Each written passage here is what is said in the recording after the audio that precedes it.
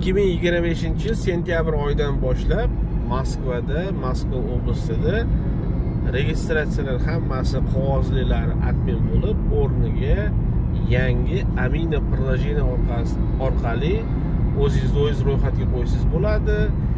Agar sizda qizil kartochka bo'lsa, avtomatik ulasa bo'ladi. Agar kartochkangiz bo'lmasa, Rossiyaga birinchi marta kelgan. Впереди камера на полосу. Moskva. Впереди камера на разметку.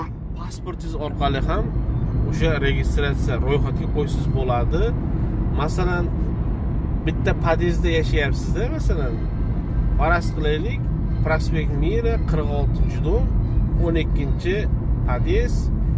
Через 600 метров держитесь правых полос. 56-kvartirada yashaysiz po faktu, to'g'rimi? O'sha yerda 16 kishi bo'lsa, 16 kishi shu kvartiraga qo'yish shart emas.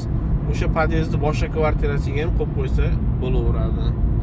Agarda bitta kvartiraga o'sha 12 odam qo'yib qo'ysa, Rossiya qonunlarida bitta odamga 18 kvadrat metr положено-da.